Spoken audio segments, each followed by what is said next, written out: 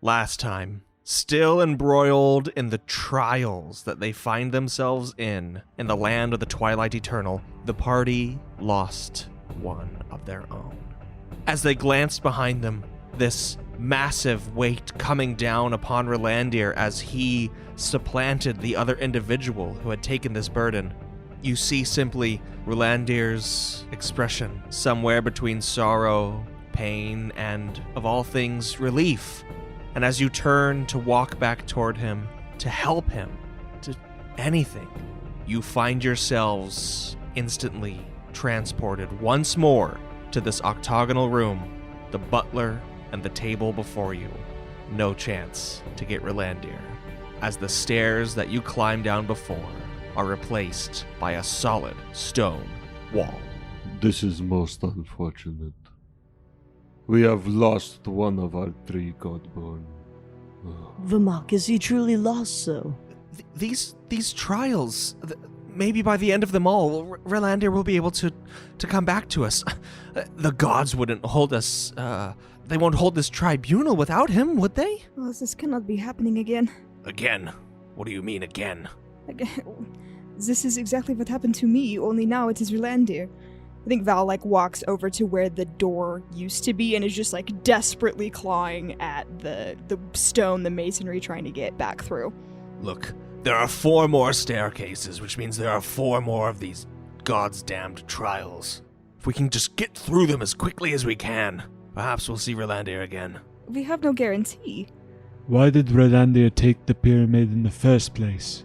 That would be a question for him, I'm afraid.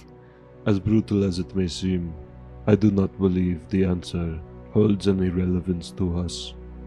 The fact of the matter is he is not here, and I do not see any way of getting him back. Bartholomew just says, I don't see any way that you're going to get to him now, so it's as good as chance as any. Let's just go. Kelnier storms over the table and kind of grabs Bartholomew by the collar of his tunic or whatever and tries to hoist him up, and she's like, what in Vale's piss do you have to say about anything, coward, that you stayed behind? I am the only one who decided that I wasn't going to play the games of these gods as if they had some sort of authority over me. Now your decision to go down and do your business is your own, but don't judge me as a coward. But I must say that waiting here is almost maddening. Seems like it endures forever. I'll accompany you on the rest, but I don't accept the authority of these gods over me. Kelnias releases you, and she just scoffs, you think we do? Shows how much you know. Mick kind of concerned still about Ralandir not being able to rejoin the party or taking the task of Jerry previously, is going to turn... That's not his name. We don't know his name. Do we care? Anyways, so... Worrying about Ralandir taking this task, Mick is going to direct his attention towards the butler and ask him, Is there no way that we can get our friend back? No way. He volunteered. This is his burden to bear now. When his tenure comes to an end, so be it. But I have no say over such things. I simply preside here to guide you on your next steps. And he just kind of gestures kind of amorphously to the 4 open staircases. Brynjir, I have noticed that the mark around your neck is gone. I do not think it would be such a great leap in logic to assume that Ralandir, taking this burden upon himself, and the mark's disappearance are somehow connected. I do not know what drove him to make that choice, but he made it of his own volition. Even if we could reach him, I doubt we could dissuade him from his course of action. Therefore, I say that we press on. Val is still pawing at the wall. Mix, upon hearing Vermak talking to Brynjir, and just the situation in general, is going to slowly walk towards Val, put his hands on his shoulders, and kind of calm him down, and try to get him to return to the table. I am such a hypocrite, Mick. I talk all of this talk about wanting to be a better person and change the world, and here I am, exactly where I started. Val, don't say such things. You have to understand is that Ralandir made his choice. As much as I want him back here, it is not your fault. And there's nothing that we can do about it. We could have taken his place. Val, no. This was his task. This was his opportunity and his choice. There's nothing that we can do. Mick, I believe that you are right. If anybody is at fault, it is I. I am supposed to protect the Godborn at all costs. And I did not do so. But Vermak is also right. There is a chance that we may see him again. Let's continue with the trials and just do the best that we can. Val will very sort of slowly, thoughtfully nod. Vermak, who's waiting at the top of the next staircase, looks kind of impatient. Eyes everybody, and just kind of gives a little bit of... And he heads down to the next trial. Barty follows pretty quickly. As do Cad and Kelniace. Mick is going to follow, but it is not going to remove his arm from Val, and will kind of gesture him towards the next trial. Yeah, Val will go with Mick, definitely still hanging on. And Brynjir will bring up the rear. Heading down, this staircase transforms from its normal switchback pattern into a spiral, the first of its kind that you've encountered here. Reaching the very bottom, after some ways, it's mostly dark, and the room that you enter is lit unclearly, as if by just some ambient bluish hue.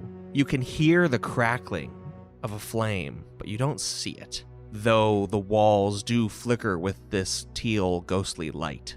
There seems to be a shadow on the floor in the middle of the room, as if it's the intersection of many different lights, coming together. And this shadow seems to move, it seems to pivot as you enter this chamber. And it takes on a humanoid form, though still flat against the ground.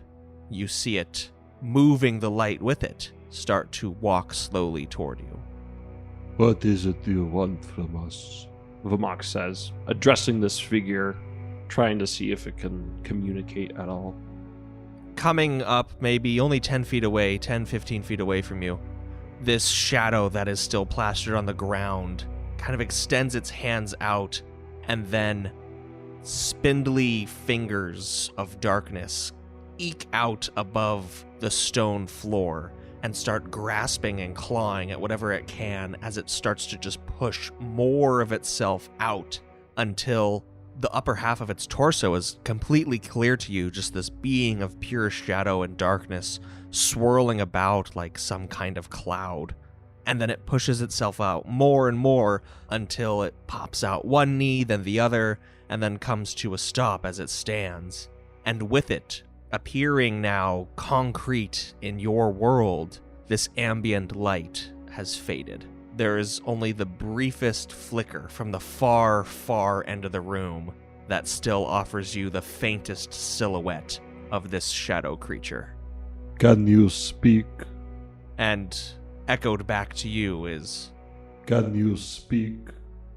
Vermak takes a step forward towards this. It takes a step forward with you, mirroring you, and it seems to grow as well to match your height and build. Vermak is going to take a few more steps forward until his face is a mere few inches away from the face of this shadow creature. It mirrors your movements exactly. He looks it up and down. It examines you likewise. He extends his right hand, and he brings it in to meet the hand of this shadow creature. When you touch it, though, you feel nothing. Though it appears, like I said, like a cloud, it doesn't seem to possess an actual physical form. It is just a trick of the light. As you see those shadows then dance across your palm and the back of your hand as it passes through. Vermak takes his hand back and examines it as best he can. It is very dark, but do any of the shadows from this creature linger on his hand after he pulls it back? No. Bartholomew is going to step forward, and he's going to say, "It looks like you've got yourself a doppelganger here." And he is going to examine it much as Vermak just did. I mean, clearly it's dark. There's not really any more ambient light, so it doesn't seem like there's much else to look at in the room. He just wants to see if, when he passes his hand through it, does it also go through? Is there any sort of resistance, anything like that? To see if it's connected strictly to Vamok at this point. It doesn't. It's same thing happens to your hand. You just see those shadows, but you don't feel anything. But it does recoil as it notices you, Barty, and then it kind of cocks its head inquisitively and then starts to diminish in form until it matches your height and build and begins to mirror you. But there's still only one. There is still only one, yes. So it is like shifted its target from Vamok to me. Okay. He just says aloud, all right then, it seems there's one of them. I can't imagine that this test will be any more sensical than any of the others. Though I do admit I have less experience now than you all, unfortunately. Don't suppose anyone has an idea. And this echoing voice also says, Don't suppose anyone has an idea. Quick clarification. Are we in a row or can we all see this occurring? you can all see it. I mean, you're not like in a queue. I literally thought, you know what? It makes more sense what you're saying. One at a Anyways. time, everybody. Wait your turn. You are free to arrange yourselves as you see fit. In fact, Katagas actually just steps past the figure and strides into the darkness, heading toward the opposite side of the room where this faint light still glows. Where are you going?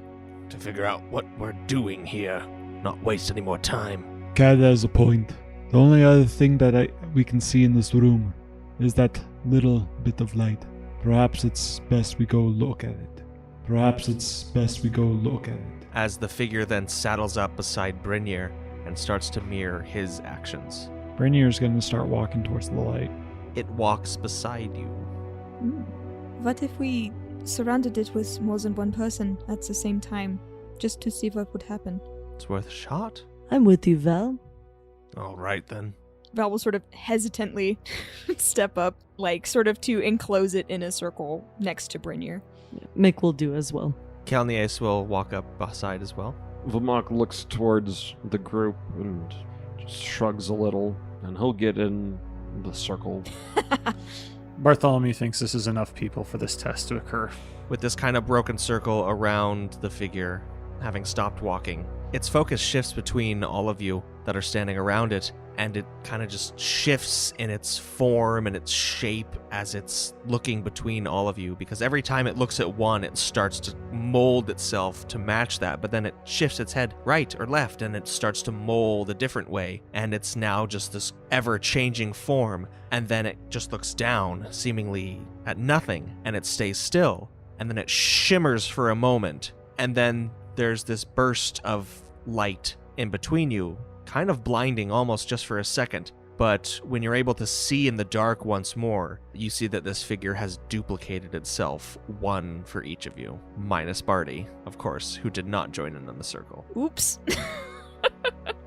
Bartholomew, upon seeing this multiplication, I'm assuming they've formed the shapes of everyone as well, like it's just... Correct. There's now 6 of them or whatever.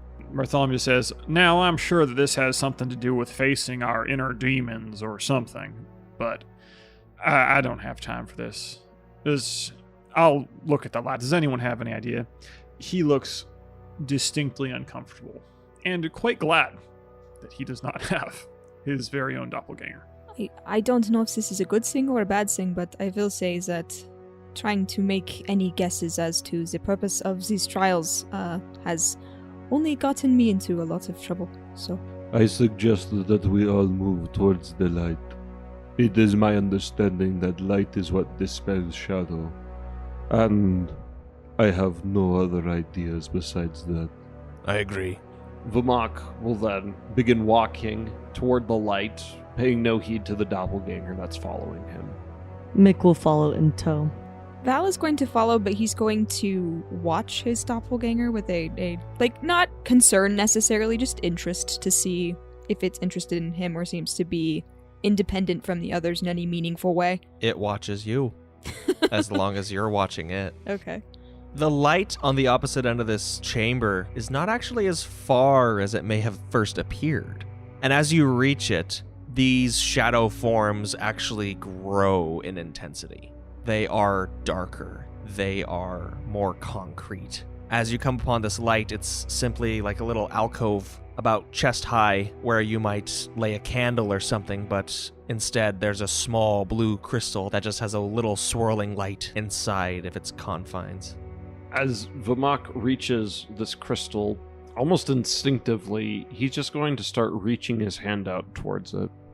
And then you feel something on your arm, a strength, a force stopping you. And turning to look, it is your shadow self that has grabbed onto you and made contact.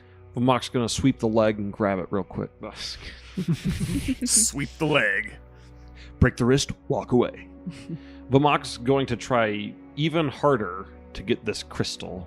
It's not going to fight that hard, so you break free of its grasp.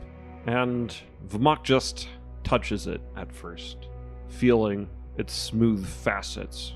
And the room explodes with light. Each and every one of you is blinded. Ah, nuts. Back to this again. And as this condition fades, the room that you're standing in now is bathed in this bluish, greenish, ambient hue. And there are duplicates of each of you save Barty, full flesh and blood. Oh no. Also recoiling from this bout of blindness and coming back to their senses. Well, that's interesting. Yeah.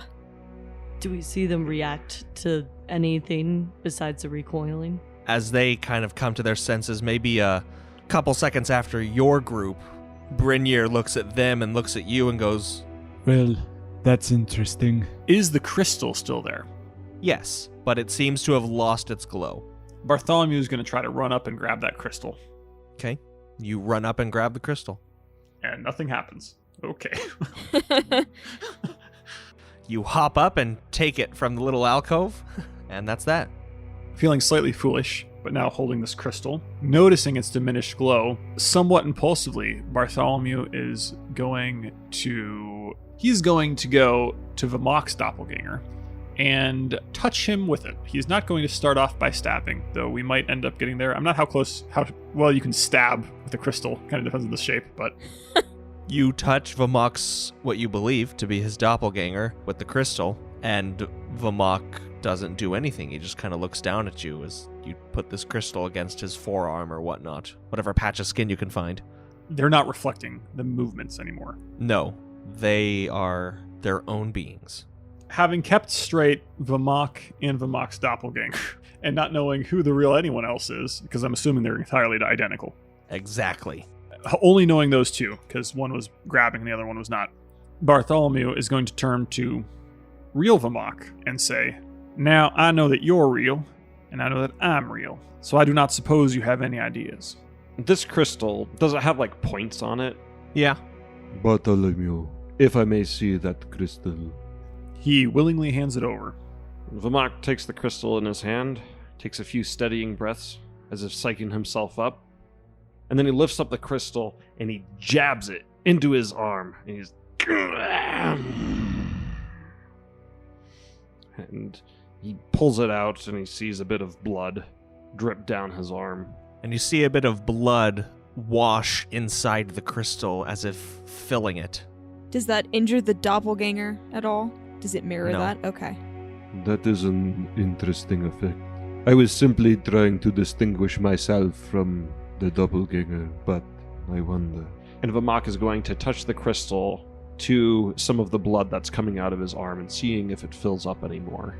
The blood kind of, as if possessing a magnetic quality, just kind of rises and sticks to the crystal, and then osmosis is inside. And we've had no negative reaction from the known doppelganger of Vamok, right? Hasn't done anything, hasn't been like, no! No, the doppelganger of Vamok is kind of just staring intensively at him, eyes flitting between Vamok and the crystal. Bartholomew then turning to Vamok says, Well, we know who you are. I don't suppose you were keeping track of anyone else. Turning towards everyone else and with a look of suspicion. Can we not keep track of ourselves? Well, now, I assume that one of you is a copy, facing both Vals. One of you is a copy, and one of you is the real one. And I also assume that if we manage to find a way to get rid of the copy, both the copy and the real one will endeavor to continue existing and thus try to lie to us, basically. I don't know if I can trust you is what I'm trying to say. Why do we need to kill the doppelgangers? Well, maybe we don't. Val will turn to his doppelganger and say, "Are you conscious?" "Conscious? Of course I'm conscious. What are you?" Well, Bartholomew, as you say that, he's just like, well, now I'm actually pretty sure that the one that responded is the doppelganger, because I feel like had I asked just Val, "Are you conscious?" Never mind, that response would make sense. Bati, what are you talking about? And now having received what appears to be a confirmation from both of them, Bartholomew, turning to the rest of everyone, says, "Now this is exactly what I was talking about. What do you mean? There are two people we can know are the original people. And metaphysical problems aside, it's myself and Vamak. Vamak, because I was keeping track of him, and me, because there is no other Barty." Both Cads walk up to Barty and almost in unison say, "I'm obviously the real Cadagus." And then they look at each other. Yeah. Excellent. Well, if I were you, the real whoever you are, I would stay away from your doppelgangers. That just means that the two of you separate, thus we still don't know. I tell you what, I'm sure we can have a delightful test to find this out. I don't know you all that well. I wish I could just go back to being that idiot. Well, then if you really want to know who the real one is, Vamak, give me that crystal. No, Vamak, give it to me. It would appear that I cannot trust either of you. However, Turning to his own doppelganger. would you indulge me in an experiment? If you think it will be helpful. And the Vamak with the crystal reaches out his hand, motions for doppelganger Vamak's hand. Vamak, who had jabbed the crystal into his left arm, is going to take the crystal in his right hand. In his other hand, he'll take doppelganger Vamak's right hand and press the crystal into the palm until it draws a bead of blood. That blood is absorbed into the crystal, likewise as it was with yours. And does it seem to be getting more full? Yes, it does. It seems to be filling up. Did you expect something different? No, I assumed that you were as real as I am, but I did not know if the fusion of our blood inside this crystal would produce an effect. But now we know that is not the case. Yes. The next logical step would be to try to fill the crystal, see if it has some sort of maximum capacity. Or destroy it. Can we even do that? That is a possibility. Or perhaps we give it to one of the others and bind us all by our blood. Why not give it to the little one? He doesn't have anything else to do. I agree. There's not two of him standing around. They're getting along. Double the Calniers, double the fun. Should we all donate some blood to the crystal? Very well, give it here. Both Calnieses say in unison and kind of look at each other. and lose that smile immediately. Vamak, I think it's best if you keep the crystal. But I agree with Kelnies, or Val rather, or whoever, that perhaps we should donate our blood to this. This is me, your friend, Mickey. I agree with Mick, and I'm also your friend, Mickey. And they both smile at you. Both of the Kelnieses, in almost perfect unison, bring their, that little flap of skin between the thumb and the index finger to their mouths and just bite into it, drawing blood. Yeah, she's metal. And then both of them offer that. Vamak, the one holding the crystal, goes to both of them, draws some blood from them, and the beads of blood almost squirm towards the crystal and then get pulled inside. One of the Cads walks up and says, "Let's get this over with." And he just holds out his forearm. "Make the cut." Vamak presses the crystal into his forearm, draws a bit of blood. He winces a bit. Same thing with the other Cadagas. Very well. Brynjir, do you agree to this? I suppose I have nothing else to do here. And then Vamok takes one Brynjir's arm. Brynjir offers up his left arm. Vamok takes Brynjir's left arm and again presses the crystal into it, drawing some blood. Does so for both of the Brynjirs. Turns towards Val and Mick and says, Which one of you is next? And then Mick offers his arm to Vamok and goes, Now be gentle, please. I don't do well with pain. I love Mick. He's on this giant quest. He's been injured a million times. I don't do well with pain. I know. I was thinking that, but I was like, stuff it. We're doing it. So good. I don't think Mick's ever really had like a serious injury. I went unconscious the last trial, but Oh, well, I guess, yeah. yeah, that's happened a couple of times, but not too often because he's so jovial. It doesn't be a flesh. Okay, go ahead. and then to the first Mick he says, Very well. On the count of 3. 1, 2. and then he jabs Mick real quick. That will do. And then going to the second one, he says, The same for you. On the count of 3. and then he jabs Mick. So rude. It does not work as well the second time. Valmes, are you ready? Val will look at his doppelganger and say, Do you have my memories? You mean, do you have mine? Val will just sort of nod and extend his arm to Vamok. Vamok will then jab both of them, collecting more blood into this crystal. And then he examines it, kind of swirls the blood around, seeing how filled it is. It's almost completely full. There's the tiniest amount of space left. Bartholomew, you are the last one. Bartholomew to Vamok says, Now, I don't see exactly how my assistance will be useful here. I lack a counterpart to contribute. And we lack enough blood to fill this vessel. It may be another trial in which we all have to participate. The crystal's obviously important somehow. It's been accepting our blood. Just give it up. Bartholomew is reluctant, but he says, he just says, Fine, I'll give the blood, but I'll take the crystal too. I am not fundamentally opposed to you holding on to the crystal. Is there a particular reason why? Because in all this confusion, I don't even know which Vamok you are. He's the one with the mark on his left arm. It does not matter. You may have the crystal, Barty. And Vamok holds the crystal out and drops it into Barty's open hand.